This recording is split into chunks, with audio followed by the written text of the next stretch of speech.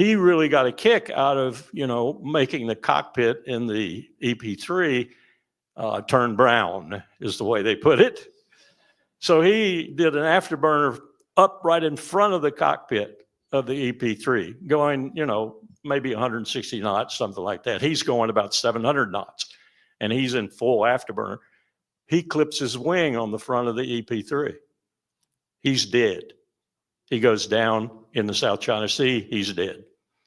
The EP3 is so crippled it has to land on Hainan Island. Much secret gear on that plane. The crew is not able to destroy it all in time before the Chinese security people get out there and surround the plane. So we've got an emergency, a real emergency, just what Dick and Don were looking for. Colin Powell gets on his cell phone, mind you, calls the Chinese leadership party, which is traveling in South America. He gets Xi Jinping on the line, not Xi Jinping. Geez, I just lost his name.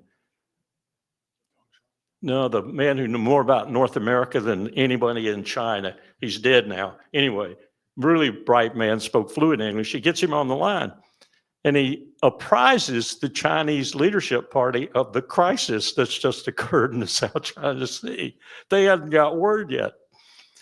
So within 24 hours, Powell has fixed it.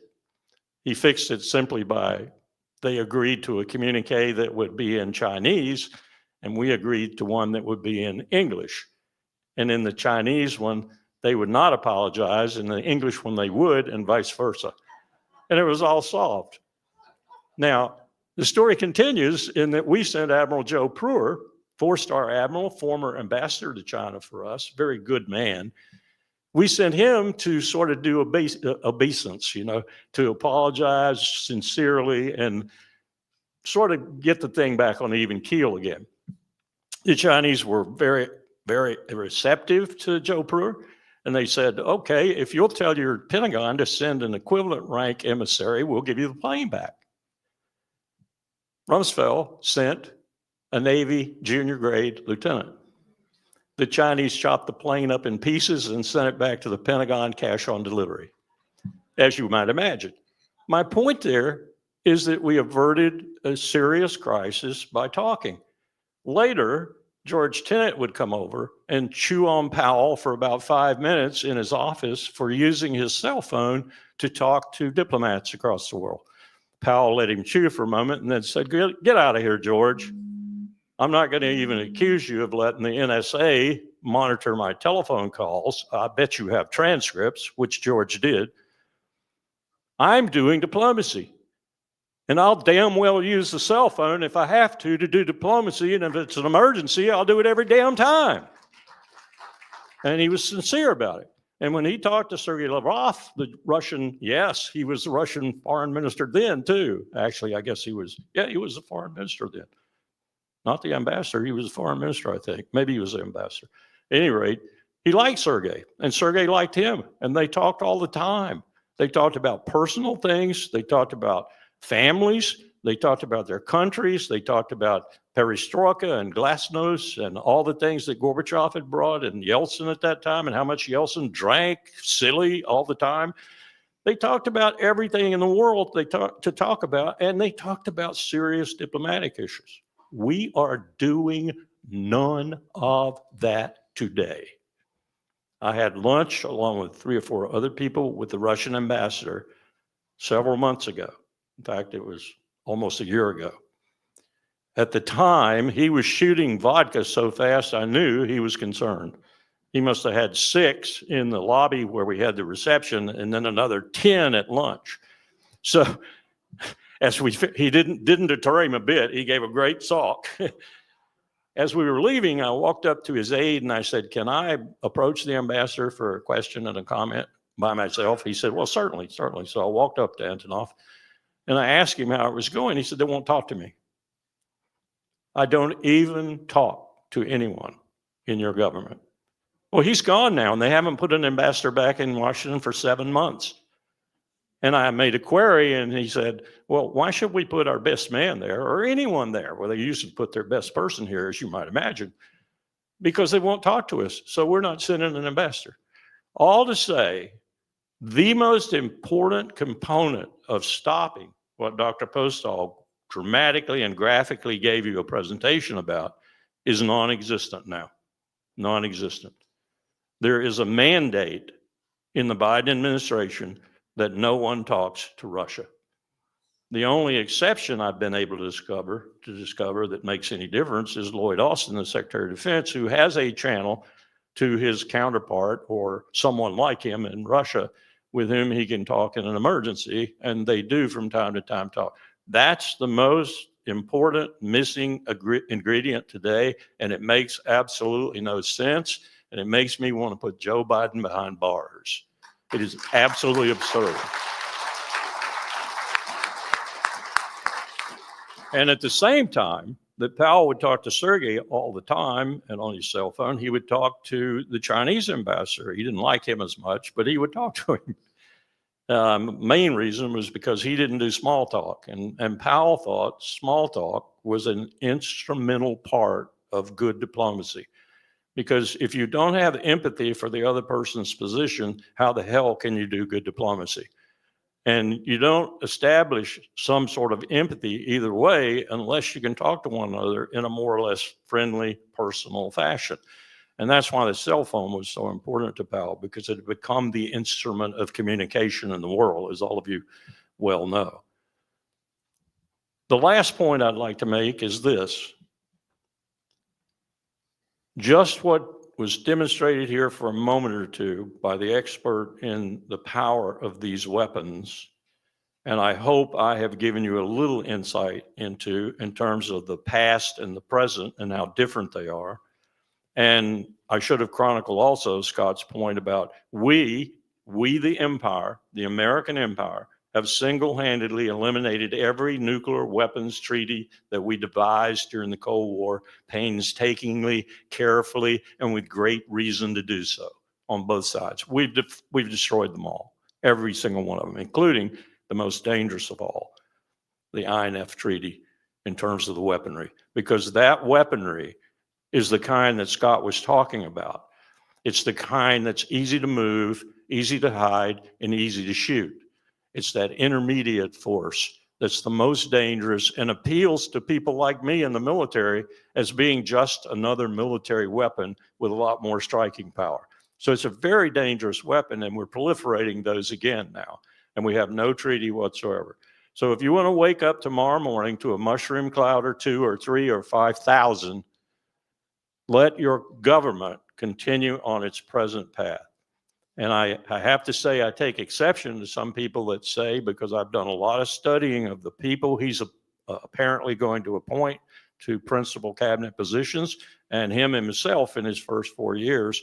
And I don't think there's relief coming with this particular individual, certainly not from the people he's putting in cabinet positions. So this is not going to relieve itself anytime soon. In my view, it's going to get worse. And I could finish, I won't, I've taken too long already, but I could finish by telling you how I think I could design for you a very, very believable, credible, not incredible at all scenario where we and our poodle in London march ourselves into a nuclear war in Ukraine with very logical steps taken along the way that would, in mass, in total, would be utter illogic. The one thing that's mitigating against that right now, I should say militating against it, is what I really predicted about 6 or 7 months ago. NATO's fallen apart. If you've checked Germany lately, it's not just Slovakia and Hungary.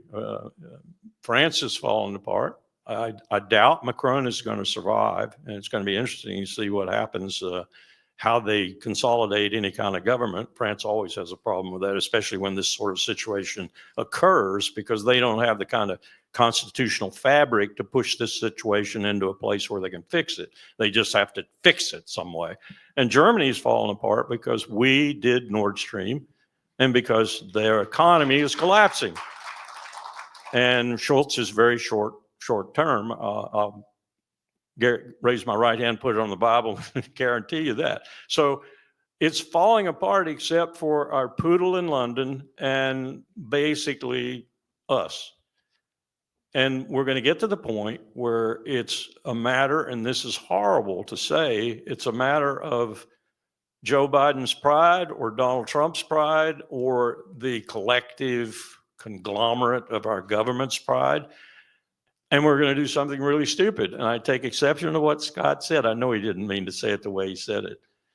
We did use nuclear weapons in anger twice in 1945. And we will be the one who uses them first again in the 21st century, guaranteed. Okay, well, I have a quick follow-up questions, and I'm going to, in the interest of time, I'm going to compress them. It's a challenge that Colonel Wilkerson's aware of before, but I'm going to start off with Ted. You just scared everybody, hopefully, to death with that large nuclear explosion. Though when I read the literature, for instance, what Donald Trump did when he was president, we created a new category of weapons called usable nuclear weapons, low yield nuclear weapons, a W-76-2, a low yield weapon that goes on the Trident missile on the Ohio class submarine. We have a new B-61 gravity bomb, and these take up the terminology. They call them usable nukes, as if we can use them and win and prevail. So here's my challenge to you. You're somewhere in Washington, D.C., and for whatever reason, you enter an elevator and the decision maker for the United States enters the elevator with you. Now, I don't know if that's going to be Joe Biden, and I'm not being too facetious here. I personally think that Anthony Blinken is calling a lot of these shots regarding Ukraine and the use of nuclear weapons. So I'm going to say it's Anthony Blinken. The Secretary of State arrives, and it's just you two. And the elevator's going up. You're getting off at the same floor. You got 3-minute elevator pitch. How do you convince Tony Blinken that there's no such thing as usable nukes, that you can't win a nuclear war, and a nuclear war should never be fought? Because he's ready to use usable nukes, fight a nuclear war, and he believes they're going to be fought. The elevator door is shut. The clock's running. 30-second elevator pitch. Dr. Postal. Well, I don't think it's possible. I think this is a man who doesn't listen. I don't think he thinks, in fact. I mean, when you look at his behavior as Secretary of State, all you can do is shake your head when he does something. I mean, imagine, for example, going to the Chinese and telling them, we don't like you trading with Russia, so stop. I mean, like, the Chinese don't really take that seriously. What he just did with the Ukrainians is he said, we're sending you weapons. Go take your 18-year-olds as they come out of high school and throw them into the meat grinder that is what is left of the Ukrainian army after it has been slaughtered, and sacrifice those young, innocent people along with the innocent people you've already sacrificed. I don't know what you say to a man like this. I'm just, but Larry has more experience about these things. Well, I'm going to give Larry a different challenge. So we're going to start off with your answer, which is a First very thing good. I would tell Tony Blinken is he's the worst Secretary of State we've ever had. That wouldn't get me very far, but would it? But what Theodore Postal is saying is this is hopeless, that we have people in charge who are incapable of carrying out the kind of intellectual exercise to understand the insanity of that which they have wrought. And left to their own devices, we are all going to die. This is why I couldn't sleep at night for a long time, ladies and gentlemen. It's this reality as you run the numbers and you look at the people involved. In 1983, NATO ran an exercise called Able Archer, it was actually reforged. There was an aspect to this, which was Able Archer, which is a nuclear command post exercise. Long story short, we were going to test the release of nuclear weapons. It was just supposed to be an exercise. But the Soviets were monitoring the deployment of troops, the deployment of aircraft, and now this nuclear test. And the Soviets believed that we were actually getting ready to launch a nuclear preemptive strike. So the Soviets responded by putting their nuclear forces on alert, putting aircraft with nuclear weapons on strip alert. The SS-20 missiles were put on full combat alert. We were this close to going to war. We were supposed to have a guest here today, Mel Goodman, from a former CIA analyst. Unfortunately, Mel is sick and he couldn't make it today. But Mel was going to talk about Abel Archer and what he did to help save the world, that he jumped over Robert Gates, who was his boss, when he tried to say, hey guys, if this exercise goes on, we're going to have a nuclear war. And Gates said, don't worry about it. Russians will never do that. Soviets will never do that. He jumped over, went to Casey, who was the director of the CIA, who briefed Ronald Reagan, and the exercise was stopped a couple days short, and because they didn't want to send the wrong signal, and we lived. But now here's the thing, because we don't want to spend our whole life rolling dice like this, do we? No, we need, sir, I'm going to put you on an imaginary airplane that's going to Europe. And for whatever reason, it landed in Moscow. And you got off the airplane, they say, you can't leave till tomorrow. We're taking you to a hotel. And you come into the hotel lobby. There you are at the elevator. It opens up. You get in to go all the way to the top. And Vladimir Putin steps in. And it shuts, and you're there with Vladimir Putin. Given what Theodore Postal just said, that Tony Blinken's not functional, this government is insane, we're preparing to fight a new, how do you convince in 30 seconds Vladimir Putin not to launch a preemptive strike against us, not to think America's trying to destroy him? How do we convince Vladimir Putin, as I like to say, to steal that line from Jerry Maguire, help me help you? What appeal would you make to Vladimir Putin to tell the Russians, give us a chance? I think I'd have to say something like, I appreciate your situation. I understand how you may look at it. I understand how dour and dire it looks to you, how existential it looks to you. But I don't think you're a man, and I've listened to you and I've listened to your foreign minister at length. I don't think you want to destroy the world. So how about just a reaction rather than a preemption? Okay. I like the answer, but it still scares the hell out of me. Yeah, it scares the hell out of me too. And but that's- Putin would probably say that was no. That was the purpose of this panel.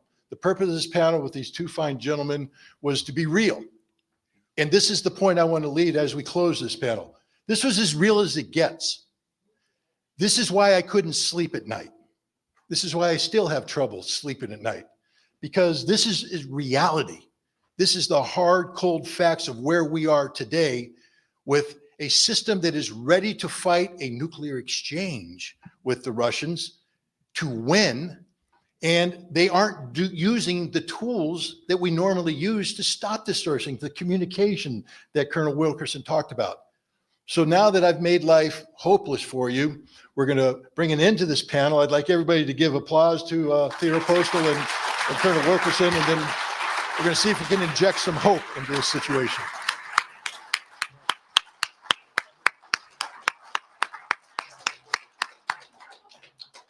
And I'd like to invite the other panelists for the panel to come up to the table, and I'll introduce you once you've taken your seats.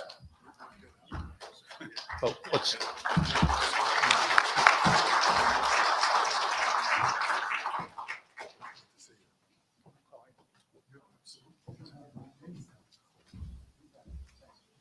I think we have Max Blumenthal and Margaret. Kimberly is coming up. I'll enter some other all seated. Well, and then I think Dan Kovalik is also. So I'll start. I'm sorry. I'm probably fumbling this, but we're going to do the introductions. We have a wonderful panel here. The purpose of this panel is to inject hope, or at least try to inject hope into the situation we face today, which is left to its own devices, there will be a nuclear war. The one thing that we're looking at right now, and this is something that came out when I roamed the congressional office buildings, is that Congress is not very well positioned today to do anything. We're just in one of those unique time periods where an election took place. We have a Congress leaving in 2 weeks. It's hard to get legislation going, but it is, I believe, through the tool of Congress is our only chance to get the Biden administration to change tax. So that's why we've assembled this panel.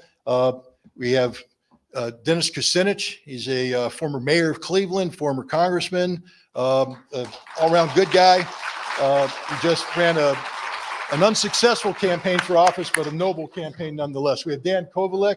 He is a civil rights attorney, a very experienced activist. We have Margaret Kimberly, who is a journalist, a writer of some note, also a social activist. And we have Max Blumenthal. He is the editor of the Gray Zone and an important part of the alternative media today. Dennis, I'd like to start with you, if I can. You've been in Congress. You've operated there. You know the realities of Congress. Here we are, December 7th. What can be done?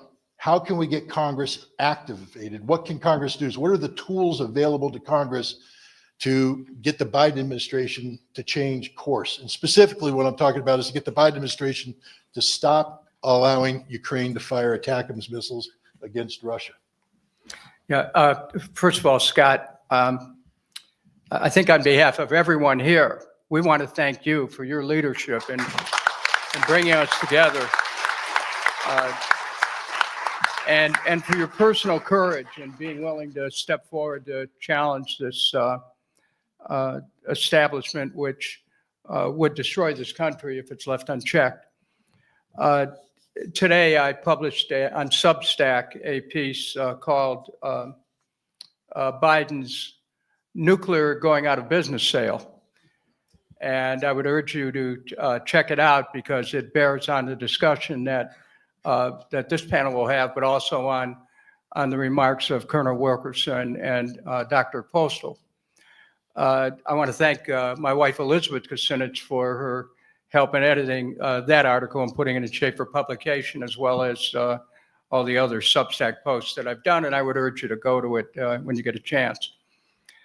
Scott, as you know, I've been in the House of Representatives for 16 years. I ran twice for the Democratic nomination for president, challenging these wars. And, you know, I led the effort in not just doing it from the floor of the House, but also taking George W. Bush to court, Bill Clinton to court, Obama to court, over this issue of the executive power versus the power of the presidency. I just want to create a quick context here, and that is so much of our international policy is generated by aggression. You know, if you look at Bohmian physics, which I would urge you to study, even though, you know, you think, what does that have to do with what's going on right now? Well, there's this idea that, you know, the world is a hologram of the brain, which is a hologram of the world. In a sense, you know, we're creating this world with our consciousness. It's not just, you know, who are they, it's who are we. It's the responsibility that we have for being able to even monitor our own thoughts, which could, you know, impel aggression. Thoughts are real, consciousness is real. And when we think aggression of any kind, even in our interpersonal relationships, we create the pretext for the wars outside, because what is innermost becomes outermost. And so, you know, thoughts are real. Consciousness is real. Words create worlds, and aggression and deception. And we're now at a point where in this magical thinking that is disguised as U.S. statecraft, we're thinking we're going to suspend the laws of cause and effect as we keep launching offensive missiles into Russia. This whole approach that we're taking towards international relations is an exercise in human destructiveness. Years ago, a philosopher by the name and a social psychologist by the name of Eric Fromm wrote a book called The Anatomy of Human Destructiveness, which reads like a textbook for this time, which talks about the impulses that cause people to want to destroy each other and the necessity of human unity. Now, I use that as a backdrop to talk about what we can do. I know as a member of Congress how groupthink is one of the most powerful functions of within a political party. And right now, the Democrats have not been and will not necessarily challenge the Biden administration. This is one of the reasons why I had to step away from the party during the last election because, hey, it's for war. I'm not.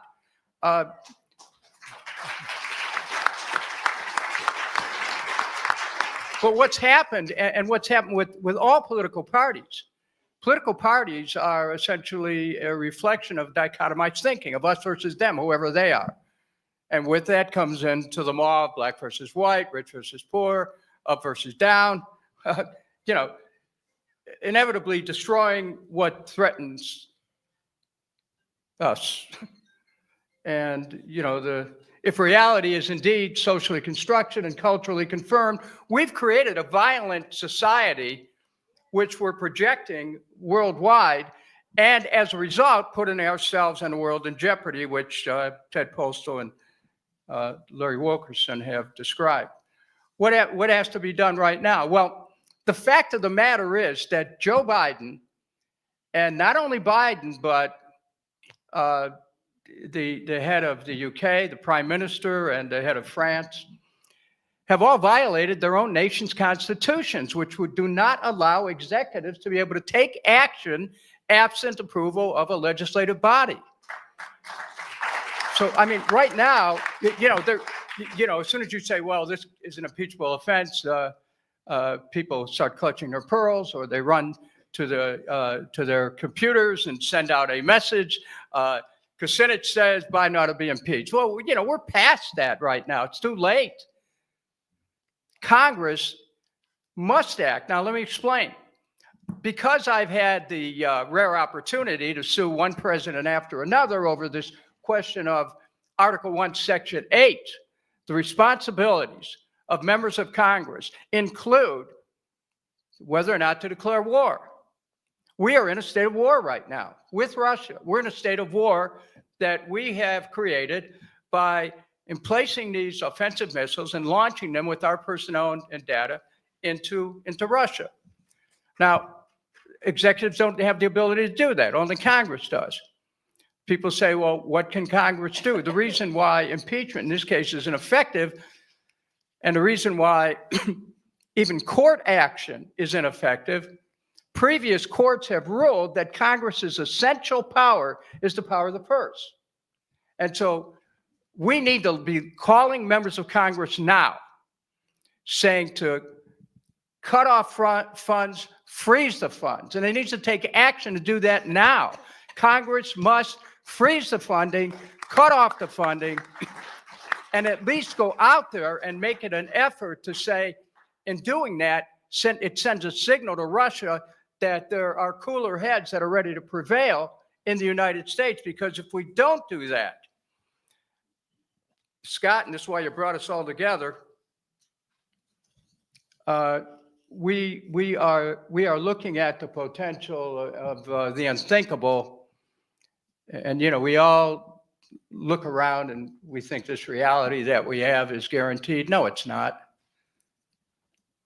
People throughout the 20th century thought that. There was 100 million people who died in wars in the 20th century. We all, and they were very modern at their time. It was all modern then, it's modern now. Well, we have to shift the consciousness of this country. And it's not going to happen overnight, but it needs to start happening. That's one of the reasons I proposed the Department of Peace more than 20 years ago, that, we need to start looking at the violence in our society, in ourselves, and looking at grabbing onto that transformational impulse, that instinct within us, as the poet described it, that reaches and towers.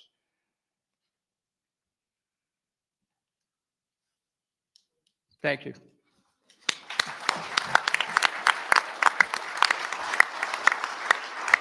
Thank you. Thank you very much for that. One of the big aspects of this panel is to talk about constitutional issues. And that term's thrown around a lot. I throw it around a lot. I took an oath, uphold and defend the Constitution, as anybody who has served in this government has. And Dennis, of course, carries the Constitution in his pocket because this is the essence of who we are and what we are. There's one thing and one thing alone that defines the United States of America, and that's this document. Without this document, there is no constitutional republic. Without this document, this country doesn't exist. And yet, we tend to function without anybody referring to this document and acting in a manner which says, if it does exist, it's an impediment, not an obligation. Well, this is like, you hold this up to the people in DC on Capitol Hill, and it's like holding up a crucifix to a werewolf. Well, and so Dan, I want to turn to you, and you're a lawyer. You've dealt with human rights, civil rights. You know the Constitution. Can you, the way Dennis was talking, it was about the duties and responsibilities of Congress to take action. What are the duties and responsibilities of we, the people of the United States of America, when it comes to turning that document into something that's living, breathing, and viable when it comes to stopping a nuclear war? Yes, well, I think first and foremost, our duty is to put pressure on our Congress people to act right now. And I do think that articles of impeachment would be appropriate, not just to try to stop the Biden administration from doing what they're doing in leading us to nuclear war, but it would send a message to the incoming Trump administration as well, that this would not be tolerated.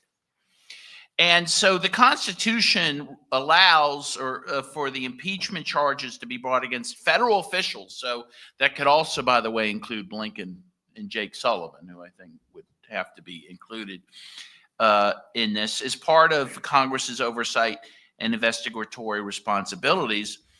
And it can be, the impeachment can be started by a lawmaker introducing an impeachment resolution, or the House initiating proceedings by passing a resolution authorizing an inquiry. So we need to get a few sympathetic Congress people to start this procedure.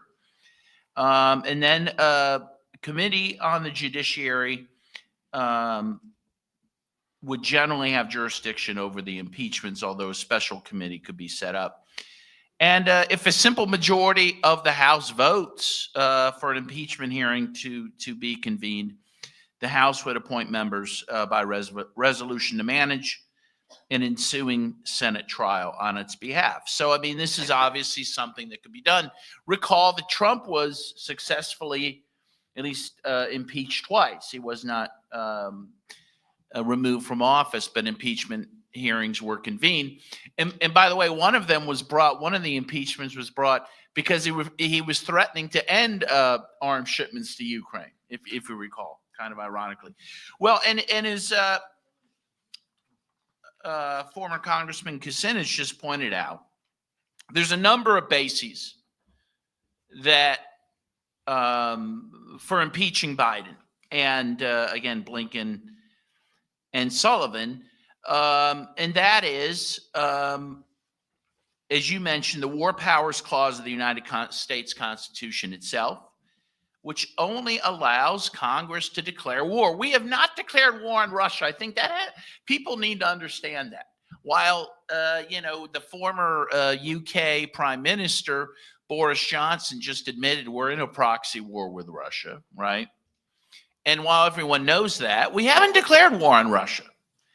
And so what Biden is doing by authorizing these ATACMS to be sent deep into Russian territory, and by the way, these ATACMS, as I understand it, have to be programmed by personnel from either the United States or Britain, from the countries that have provided these missiles. And that is why, of course, Putin has said if those ATACMS are delivered from Ukraine into Russia, he will perceive that as those being directly launched by the United States or the United Kingdom. And by the way, when he says that, he's mirroring almost the precise language that John F. Kennedy said during the Cuban Missile Crisis. He said if the Soviet missiles were launched from Cuba on any country in the Western Hemisphere, he would consider it missiles launched by the Soviet Union, and he would respond in kind. So, so these acts, again, are violative of the War Powers Clause, as well as the Forgotten War Powers Resolution of 1973, which again is rarely invoked, but also makes it clear that the power to declare war is within that of Congress, not in the executive branch.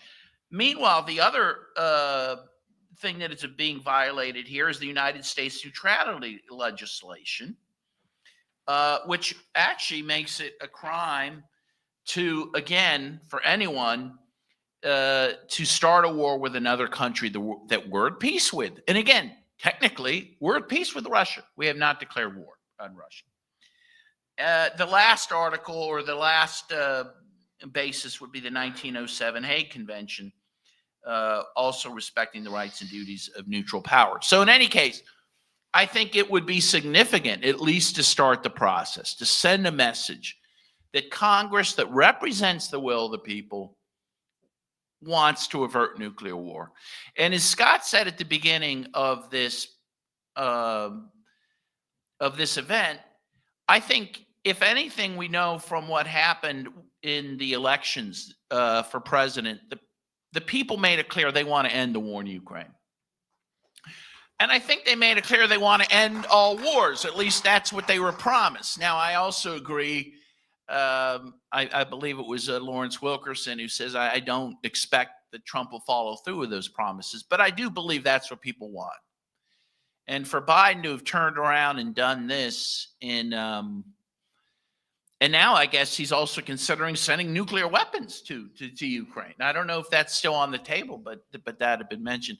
For him to do that right after the election and to greenlight these ATACMS to be sent into Russia is an obvious breach of the will of the people. I just want to say a couple things, and this actually builds upon what you said, Dennis.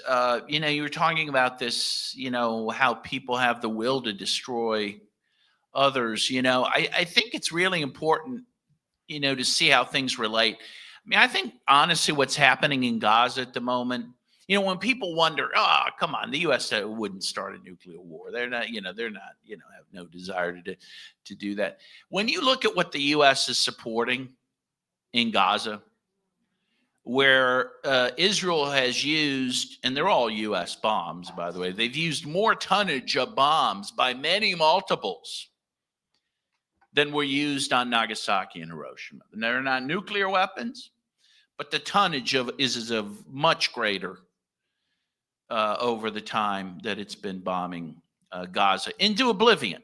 90% of the people of Gaza now live in tents. And just today, if you've been following the news, Israel's been attacking a hospital in northern Gaza that killed 4 doctors. Again, if the U.S. is supplying Israel with weapons every 16 hours so they can do that. If the U.S. is willing to do that, to engage in what is an abomination happening in Gaza, the same leaders are willing to start a nuclear war. Thank you very much. Thank you. I'll just give you my takeaway real quick. Being a citizen is hard work. It's not easy work. Learning the Constitution and learning the things that Dan and Dennis are talking about doesn't happen just by breathing air. You have a duty and responsibility as a citizen. You have to learn this stuff. You have to breathe it, bring it into your body, and you have to live it. Otherwise, this thing we call a constitutional republic is not going to survive very long. Margaret, I want to ask you a question. We speak of the will of the people manifested in November. But, that's only the will of the people who voted for the guy who won. There's a whole bunch of people who voted for the other person. And they're not necessarily happy with the outcome of this election. And yet here we are, where we're trying to put pressure on the losing side to do something that, if they take that action, would maybe make the winning side look successful. Politically, it's a difficult call, but it's one that if we don't do, we can all die, including those people who voted for the losing side. How do we collectively engage the demographic that lost the election and get them on our side, not the side of the Republicans, on the American side, to stop this mad rush to nuclear war? Well, thank you, Scott. Ever since you invited me, I've been pondering this very difficult question of popular action and the movement that we need. And I'll tell you a little story that happened to me just yesterday. I was talking to a relative and telling her that I was going to be in Washington today. And she says, "Oh, what are you doing?" I said, "I've been asked to speak." And she said, "About what?" "About the risk of nuclear war." And I went on to say that, Biden has authorized missile strikes deep into Russia. And this puts us at risk of war, hot war with Russia. And she said, "Well, I don't see anything wrong with that, because what's Putin doing over there anyway?" Now I tried to. Now this person is an intelligent person, reads the paper. But what did Mark Twain say? What did Mark Twain say? If you don't read the paper, you're uninformed. If you do, you're misinformed. But I tried to explain that, she said, "Well, how did this start? What was Putin doing?" And I said, well, I tried to explain, in 30 seconds, the last 30 years of history, and that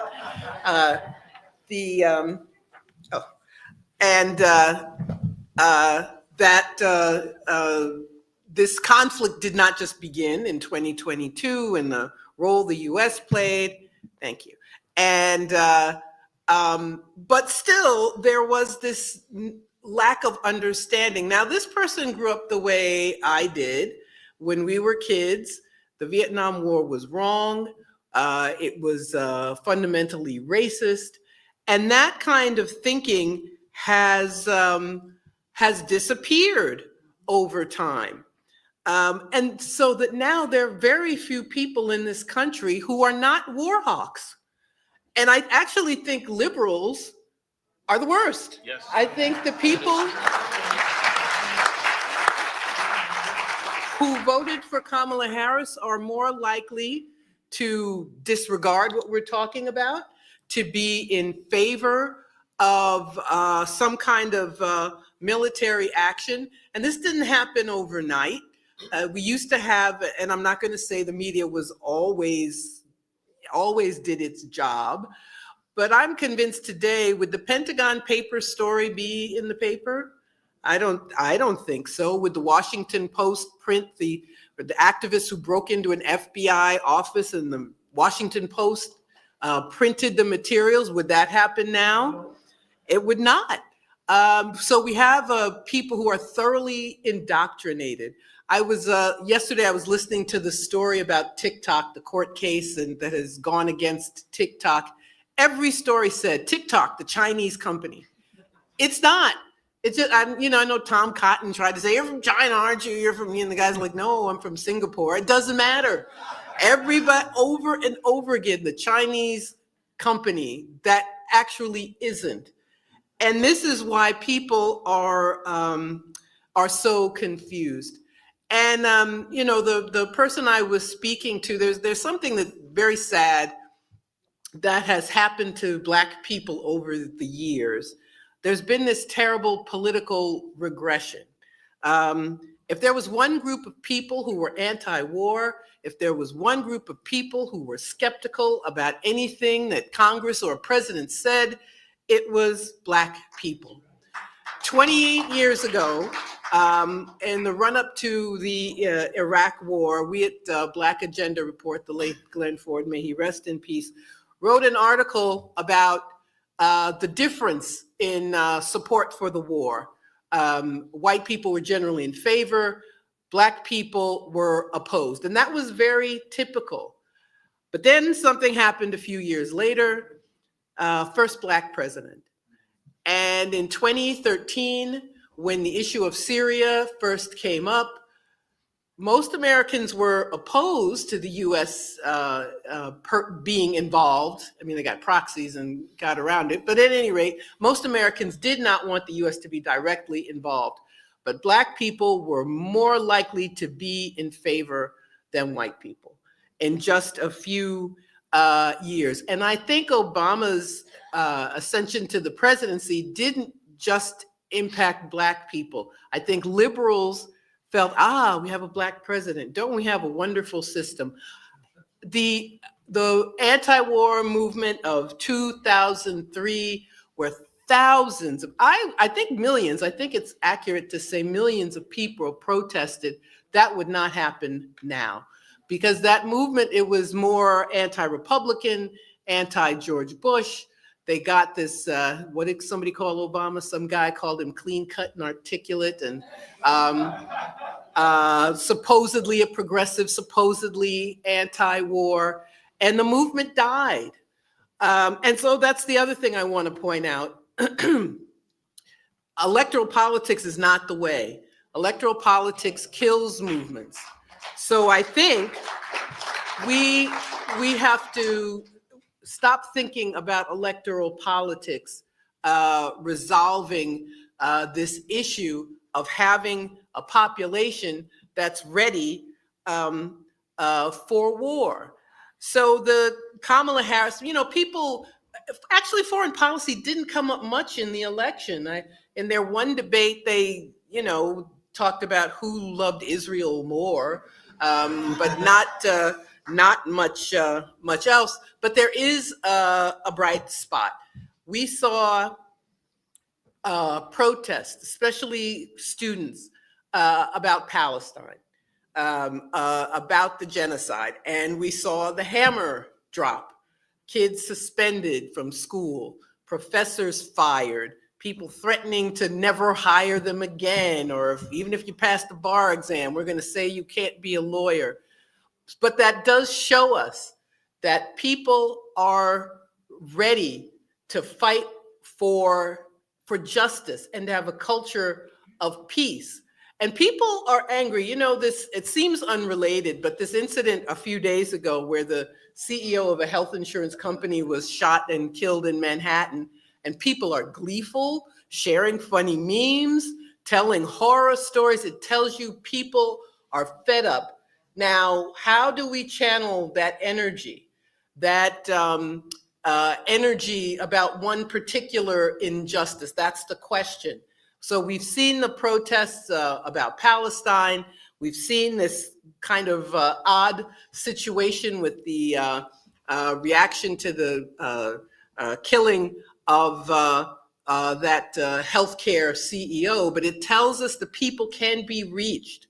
So, but it's got to be something new. And I was listening to what the congressman said. We have to change the culture of this country. The culture of this country, the founding of the country, its history, is militaristic.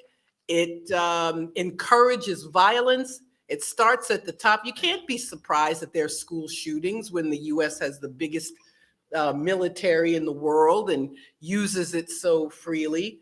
So we have to talk about and think about changing the culture of this country, because those members of Congress, those who get it, I think it was last year that a few of them wrote a letter about a ceasefire in Ukraine, and they repudiated themselves a day later because somebody got to them and told them to, and they said, oops, sorry, and there was some crazy story about everybody didn't get the draft or something like that. No, the hammer dropped on them and they went along. So it's got to be outside of electoral politics, outside of Congress. We have to talk about how to move the people, because the people are ready. And if more people, not even most people, if a large enough minority of people knew what we were talking about today, I think we would see a movement to stop this madness.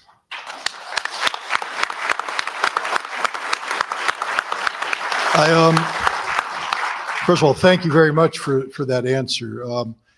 believe it or not, I actually spent a lot of time trying to write these questions and to lead a discussion and a dialogue. But the thing about when you write a question, you don't know what answer you're going to get.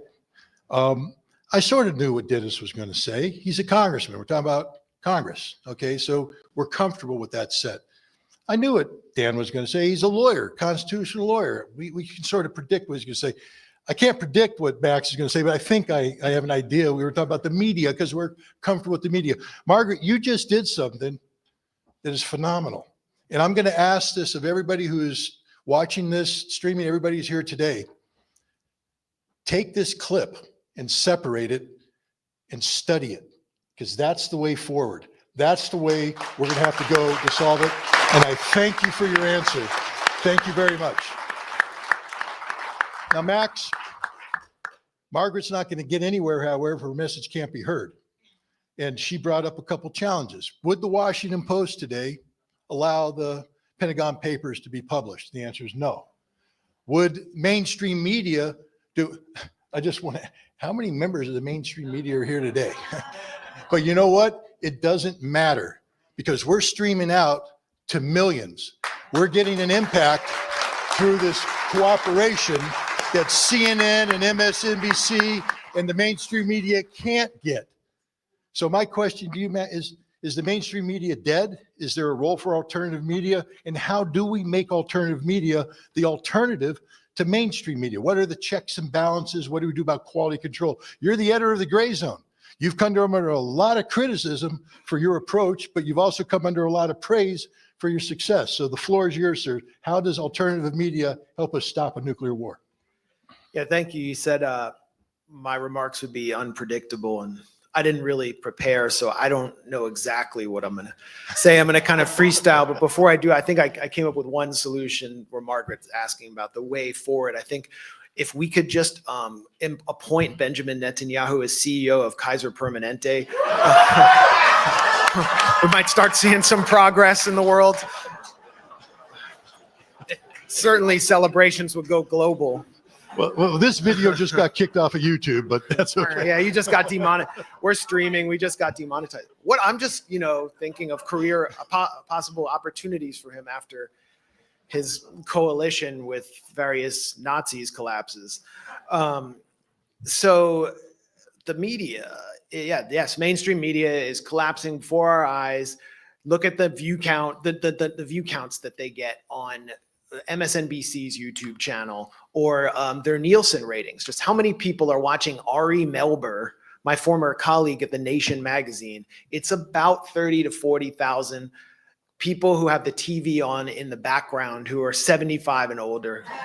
And no offense, I see most of the people here are older. That's the way it always is at dissident events. I say never trust anyone under 30. But we are actually at the Gray Zone. Our live streams get more viewers than MSNBC on like daytime and MSNBC, where they're like, and it's just it's a sign of the time. Scott Ritter kills us. And when Scott speaks, people listen. People want to hear us and Scott more than they want to see four woke pro-war professors with funny glasses on an MSNBC panel. It's just the way it is. And it was not always this way. It's technology, but it's also because of the nature of the empire today, the nature of corporate mainstream media, where we are at this point in history, and the rising consciousness in the public, especially since October 7th, which has really galvanized activism among younger people. And just, I have some reflections about that. I wasn't setting out to be some alternative media guy. I wanted to be like maybe a MSNBC host, with Chris Hayes. I used to work with Chris Hayes, a Rachel Maddow impersonator at The Nation. I knew him, but he just kept on the straight path with the Democratic Party wherever they went. He wasn't seeking the truth.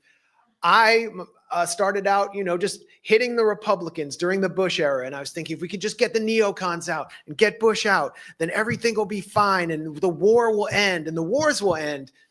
I wasn't really seeing things quite clearly enough during the Bush era. It took Obama to kind of wake me up. It also took Palestine to wake me up. So after I wrote a best-selling book called Republican Gomorrah, which is about the political psychology of the Republican Party under Bush, which was really controlled by the Christian right, actually a different Republican Party than Trump's Republican Party. You know, they weren't having as much sex as Trump's Republican Party is. I mean, they got some freaky characters in the MAGA base right now. They were like, you know, pious. I got on Terry Gross on NPR. She booked me. She's like, Max Blumenthal, you've been going to a lot of tea parties. And I just, you know, gave her the rap. Within like seconds, my book was in the top 10 on Amazon. I was beating all the AstroTurf bulk bought right-wing authors, Glenn Beck and Michelle Malkin. And so I had a bestseller. So I went back to my publisher and I was like, you know what? I want to do a book on what the real Israel is that Americans don't know. And they had to say yes, because they didn't expect me to do this well. That book was published by Nation Books through the Nation magazine. It was called Goliath, Life and Loathing in Greater Israel. I think that has stood the test of time. If anything, I went too soft on Israel with that one. That came out in 2013. And when that book came out, first of all, it was, you know, when many people who had supported Obama started to realize that they had been potentially bamboozled, even hoodwinked. And so there was a good audience for it, but there was enormous resistance at the Nation magazine and within the progressive media that I thought was going to be so supportive, because the progressive media just supported the Democratic Party. And there was a guy who is completely irrelevant now, who had a lot of power at the Nation magazine, Eric Alterman, who wrote 13 attack pieces on me inside the pages of the Nation for besmirching the great reputation of Israel. By the end, he was defending Netanyahu as a liberal. And, you know, I saw him at the airport a few years later, like customs, and I walked up to him. I was like, thank you for helping sell my book. You know, I couldn't have done it without you. He was shaking. He didn't know what to say. Like 2 years ago or 3 years ago, Eric Alterman wrote a book about how fascist Israel is. You know, it's like a boring version of my book.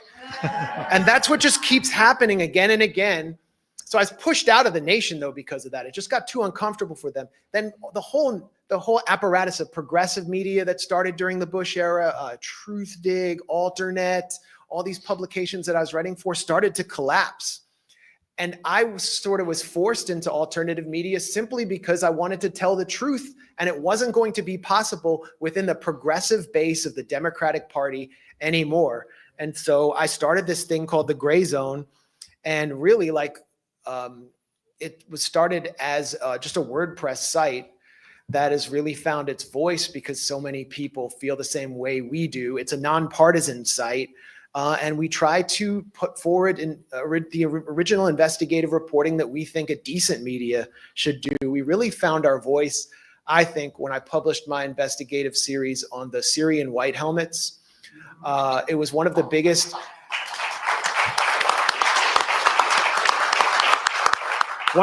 pro-war scams and psyops that I'd ever seen in my life, were this group that was basically the MASH unit for the Syrian branch of al-Qaeda, which was started by a British military intelligence agent named James Le Mercier, who fell off a balcony after being exposed for stealing tons of donor money from Western governments, funded by USAID, which a total intelligence operation, cooking up chemical attack events and various and all sorts of atrocities to convince the Western public that we needed to support a regime change war on Syria and that the US Air Force should be al-Qaeda's Air Force.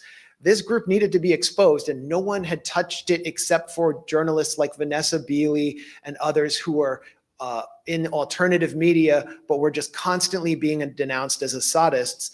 And I think we helped move the reality of the white helmets. We forced more of the public to grapple with that reality. Then we started to find more of a voice, joining forces with Aaron Mate to challenge the Russiagate deception, which has been fully discredited because so few people on the left understood that this was not just about humiliating Trump with PP tapes. It was about paving the path for the war that we've been discussing here today and grooming the Democratic Party's previously anti-war base as fanatical neocons who want to join forces with the Cheneys, which all happened. So but Aaron became like the buzzsaw. I mean, like I couldn't keep track of all these characters. Gortman and Bleecker had a meeting and like, no, they were actually, Konstantin Kalimnik was actually got a contract from USAID. He wasn't a Russian agent. Aaron kept track of it. He was hammering it again and again and again, and actually became the only journalist to interview Konstantin Kalimnik within US media about who he really was. This was the guy who is said to be like the final piece in the puzzle connecting Russia to Trump. Could go on and on and on. But October 7th happened, and everything felt like it was coming full circle from Goliath. And we had been challenging the proxy war in Ukraine, explaining why this really happened, how it was provoked, how it was actually, we were being told, Russia's invasion of Ukraine, Russia's unprovoked invasion of Ukraine. That was part of the talking points. And what we set ourselves to the task was to show how this was the most provoked invasion in history. Then October 7th hits, and Palestine is suddenly at the center of history again, which was part of the purpose of the October 7th attack. The West and the most undemocratic countries on the planet, the Gulf monarchies, wanted to normalize with Israel and put the Palestinians in the dustbin of history. October 7th shattered that, but it put another heavy burden on our backs, those of us in alternative media, which was to counter the mainstream media manufacturing consent for what has become the Holocaust of our time. And we are still living through a Holocaust over a year later. And I knew it would happen. All of us knew who dealt with Israel in the past. Israel's part of its national culture is to produce what they call hasbara. That's the Hebrew word for explanation. And it basically means propaganda. And all of its citizens are told, be ambassadors, learn hasbara. So as soon as October 7th happened, Israel commenced with the hasbara, pipelined through its assets in US media, arch Zionists like Jake Tapper, Dana Bash, former AIPAC researcher Wolf Blitzer, and they pumped out some of the most cynical propaganda I've ever seen about 40 beheaded babies, about a baby being cut from a woman's fetus, and then about the mass rape by Hamas on October 7th, for which there was no forensic evidence, no survivor testimony, and it was really just left up to us in alternative media. And I would recognize, Mondo Weiss, Electronic Intifada, for doing so much good work on this, to hit back and actually successfully cause a scandal at the New York Times, an internal scandal, when they started to try to push this atrocity propaganda, specifically around sexual assault. They actually had to take down their podcast that was supposed to hype up this front page article and then make the case that it deserved a Pulitzer Prize. One of the co-authors has been fired. They're just mired in scandal at the New York Times. Every component of that piece, Screams Before Silence, has been dismantled by alternative media. And I think so many people in the public who hadn't paid attention to what we were saying on Syria, which, by the way, the whole PSYOP was about delivering Syria to the West and Israel, who hadn't paid attention to what we were saying on Ukraine because they were inclined to hate Russia for whatever reason. It's conservative, it's anti-gay, for whatever reason. So many people started to finally see it, that the entire corporate media was not just fundamentally incapable of telling the truth, but was actually of a part with a system of genocide, a system of ethnic cleansing, that it was, they are stenographers for the perpetrators of a Holocaust. And so that's kind of where we've wound up today, where just the public, so many different sectors of the public, and we get them in our chat at the Gray Zone, and it's just people from all over the world, mostly the United States and the UK, the English-speaking world, from so many different perspectives and so many different backgrounds, who are just fed up with the empire of lies, and they've turned to us, and they're turning to so many, Black Agenda Report, everyone on this panel, and history is everything we've been talking about since the Obama era. It's not only been proven, we've been proven correct. We've been proven correct about the OPCW deception, about all the chemical attacks. We've been proven correct about Russiagate. It's all gotten to the point where we are now, as Scott is pointing out again and again, on the precipice of nuclear war, nuclear extermination. And we are in World War III. Look at what's happening in Syria. The overrunning of Syria by highly organized, well-armed, al-Qaeda-aligned bandits with the backing of NATO in the Turkish government, and from the south, criminal mafias, which have just taken over Daraa. None of this would have been possible without Ukraine, because it was Ukraine that forced Russians to redirect a lot of their air power that was at the Hmeimim air base to the Ukrainian front. And it wouldn't have been possible without the Israeli blitzkrieg on Lebanon, which weakened Hezbollah, which had been defending Syrian territory. So this is not just a Syrian civil war. This is World War III already. And those of us in the media who just wanted to tell the truth, we've been forced into this space called the alternative media or independent media. But I think the rest of the people who have been paying attention in our societies, who want truth, who want peace, are along with us for the ride. And so what do? Well, all we can do in the media is political education, which I think builds a healthier culture. And so I just wake up every morning. I normally wouldn't wake up in the morning, but I have a kid now, so I have to take her to school. I like to be, creeping while everyone's sleeping. But I wake up in the morning and I just think maybe this won't work. Maybe Congress won't listen. They probably won't. But I'm just going to be the biggest bastard I can be today.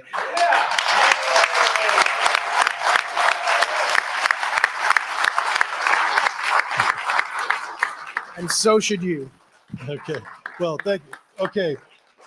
First of all, Max, call me afterwards. I want you to promote my book. Apparently you can make sales happen. We're in the lightning round, the fin, because we have a limited amount of time.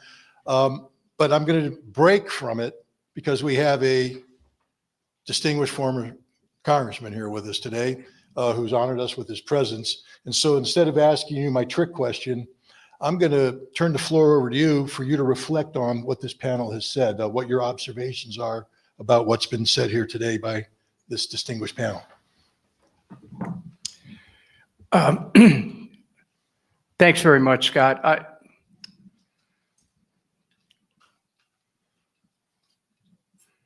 Poet says, hope springs eternal, right? But we have to be aware and get what's going on in this moment. And if we fail to do that, moment will be lost. We must understand that danger is at our door. And that the government, which is supposed to be a government of the people, has gotten away from us. That is turned a deaf ear to the concerns that we have. That people we directly elected, which is what Article 1 of the Constitution is all about, members of Congress must return frequently for approval. They don't believe in their own power. This is part of the problem. They believe that they have to go along with leadership. They believe that there's always going to be a tomorrow. Again, this idea of tomorrow's guaranteed has to be challenged. Scott, this, every one of us, I would hope, with the life instinct that we're given, this blessed life that we're given, also has to be aware that this gift is not unlimited, that we're here for a limited period of time. But if we fail to challenge what's going on right now with our involvement, with, yes, as hackneyed as it sounds, challenging members of Congress to step up to their constitutional responsibility to cut off the funds, to freeze the funds, to direct the president. It's a co-equal branch of government. They got to be informed of that again. It's the first among equals, Article 1 versus Article 2. So, do I have hope? I always have hope. Hope is the next breath we take, right? But Max's analysis of what goes on in the media, Margaret's awareness of the social implication, Dan's understanding of the history. We have a convergence here of awareness. and it's a chance to raise our consciousness. We are not victims here of the world we see. We become victims of the way we see the world. And if we believe we don't have power, we don't have power. And if we summon that inner instinct for life and for liberty and pursuit of happiness, it isn't just taking back the country, which is a political slogan. It's about reclaiming the essence of self-government. It's about reclaiming, it's about being presidents of our own lives and reflecting that power back on those who we send to represent us. And if they're not representing us, and I will tell you they're not, we have to demand now, if it means going to congressional offices, calling up, I mean, all these things. We have to raise the temperature of this, lest we see the temperature raised in the way that Dr. Postal described, which is really about extinction. So, yes, I'm hopeful, but it's the old question about faith and good works, right? So let us be about good works.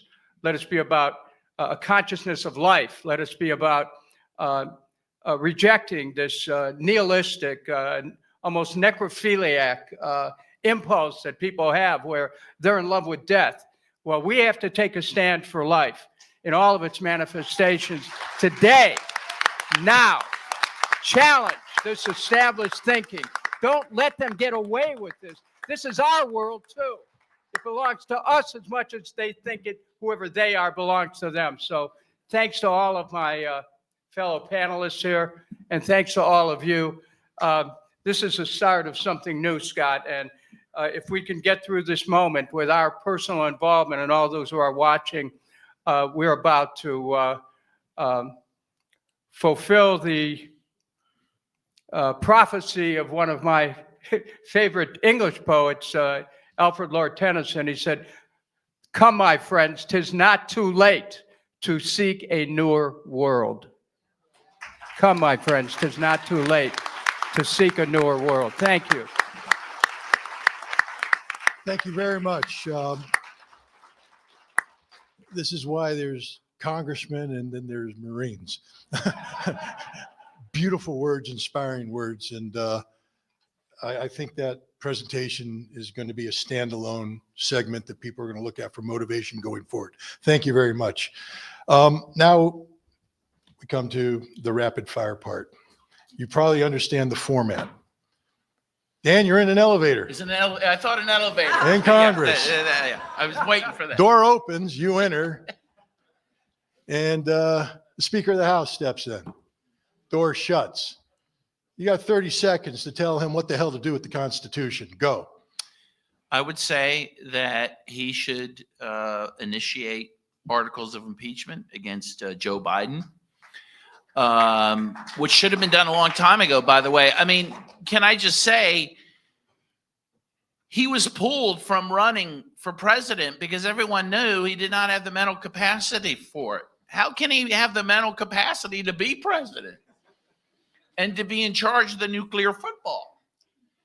Everyone, Congress, the Democratic Party have abdicated their duty to ensure that this country is being led by someone who can actually do the job, and everyone knows he can't. So now it's being led apparently by unelected officials like Anthony Blinken and Jake Sullivan, who do seem willing to blow up the world before Trump gets into office. I mean, I guess that would be my spiel right there, that I would think he would be sympathetic to. And I want to just say one thing, Congressman Kucinich used the word necrophiliaism to describe our leaders, and I would use the word nihilism. There is a nihilistic tendency within our leadership. And again, when you look at what is happening in West Asia with the destruction of scores of UNESCO sites, churches, mosques, ancient markets, ancient Roman ruins, in Syria, in Gaza, in Lebanon, there is that the U.S. is responsible for and has been since 9/11, which, by the way, according to Brown University, the wars after 9/11 killed over 4.7 million people in the Arabic world. In addition to that, all the destruction of ancient antiquities and our own history, our own history. We are being led by mad people. And that has to be recognized and that has to be stopped. Thank you. Thank you. Now, Margaret, I had an easy one for you, but in lieu of the fact that you knocked it out of the park with your response, you're in Philadelphia, in a building, I don't know, going to the bank or something, and elevator opens up, you step in steps Kamala Harris. And the door shuts. You have 30 seconds, or however long your elevator pitch takes, to get Kamala Harris to agree to put pressure on Joe Biden to stop a nuclear war before his term ends. Floor is Oh my yours. God. I guess the first thing I'd say to her is, so where's that dustbin of history? But anyway, now she's I would say to her, you are capable. We have seen you in moments get rid of the nervous laugh, get rid of the word salad, and speak up. And now's your time to do it. Stop fooling around. You thought you were going to be president. That was never going to happen. Now you're a human being who can stop World War III, who can stop a hot war, pull it together, and go talk to Joe Biden, and then tell the American people the truth. And if you can't, there's your dustbin of history. Just get in it. Don't write your memoirs. Don't try to run for office again. You're a nobody, and you will never be unless you stand up as a human being ought to. Thank you. I'm going to look into the camera and speak to Kamala Harris directly, what she said. This is your chance to be relevant. Do something for the good of the people. Do something to help save America. Do something to stop nuclear war. Max, you go on a vacation to Texas. I don't know why. And you're in Dallas in a big building. Knows a good ranch there. Yeah, and the door opens up, you step in, and Elon Musk follows you, and the door shuts. Elon Musk has said that X is the #1 news generator today. It's the most important, not just social media outlet, but the most important media thing out there. You got 30 seconds. What are you going to do to fix Elon Musk's approach to media? Oh, I mean, if it wasn't for Elon Musk, the idiot king of Twitter, we'd all be banned from there. So it's just a fact. So I don't really, he's not someone I want to lobby. I would kind of ask him if there was any worse torture than going to Auschwitz with Ben Shapiro, which he had to do after he made some anti-Semitic comments. And how does the quote unquote richest man in the world get pushed around like that? Is there some more powerful force lurking above him somehow that, I don't know, that's what I'd want to know about. I'd want to pick his brain. And I would recommend some books to him. I don't know if he reads books. He names his children after quadratic formulas. He donates his sperm to employees. He's a transhumanist. He's coming up with a chip for our brains. So I don't know if he'd be interested in my book recommendations, but maybe you all would. And this is relevant to comments here. First, of course, Anya Parampil's Corporate Coup, if you haven't picked it up yet on Aura Books. She's coming up next. Dan Kovalik's The Case for Palestine. Dan's books are like the perfect books to distribute to people who are on the fence. They're educational tools in the tradition of Chomsky. And in some cases, more digestible or accessible. Scott Ritter's book is essential. All of his books are gripping. And there's a book I want to recognize,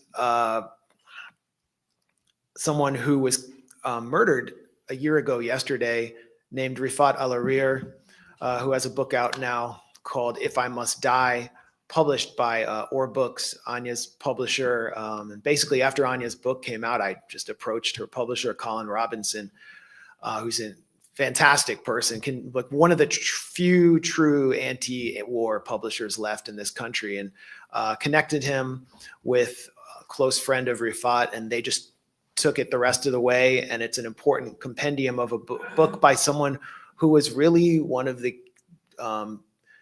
most remarkable academics in the Gaza Strip. So many academics and nobles of the Gaza Strip have been murdered deliberately by Israel. He also was, I think, the most influential, going back to Elon Musk, the most influential Twitter X account in English from Gaza.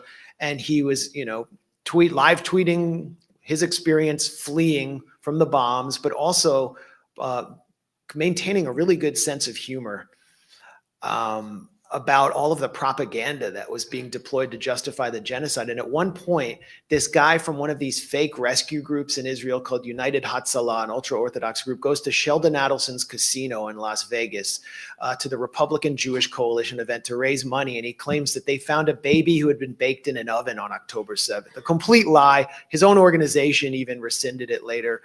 And Rifat made some joke about it, like, did they salt the baby or something? Everyone was just mocking it.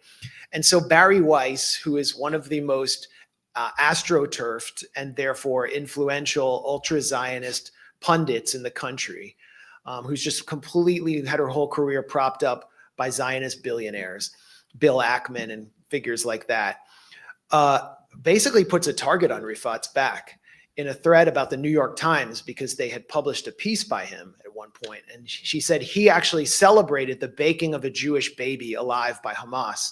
His direct messages start to fill up with death threats and promises of vengeance from active duty Israeli soldiers who are saying, I'm coming to Gaza to kill and rape your entire family. I'm coming to get you. He received a phone call a few days later or weeks later. He said on Twitter, if I am killed, Barry Weiss is responsible. He received a phone call a few weeks later while sheltering in a school, and it was from the Israeli army, and they said, we're coming for you now. He left the school because he didn't want to put other people in peril, went to his sister's house, only place he could go, in Shujaiya, east of Gaza City, under attack by the Israeli military, and they killed him in a targeted strike. And they've assassinated many Twitter influencers and social media influencers in Gaza. And it's never been explained why they targeted him for his assassination, but it seems pretty clear. This was death by Zionist media. He was killed for his words. The same way, we hear about people who were killed by Pinochet for their Victor Jara for his songs, and various dissidents throughout history who have been killed by Mussolini's men. And this is what Israel's doing. They're killing people for their words. They're destroying culture, as Dan said, all across the Middle East, but they're destroying our contemporaries, our colleagues, our cultural pillars. So if there's one thing you can do, buy Rifat's book, If I Must Die. It's now in the top 100 books, I believe, on Amazon, all books. Get it on the bestseller list. I think that's a form of resistance, and it's something we can do.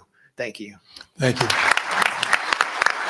I wanted to say that, go ahead. Yes, sir. Yeah, just kind of a buzzer shot here, to use a basketball analogy. I'd like to direct everyone's attention to that amazing poster that was created, and no nuclear war, with the president eating an ice cream cone. And imagine for a moment that's not a mushroom cloud, but the Holy Spirit.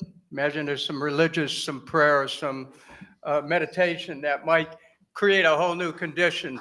So I'm looking at that right now after all the discussion I've heard, notwithstanding the religious views of anyone here.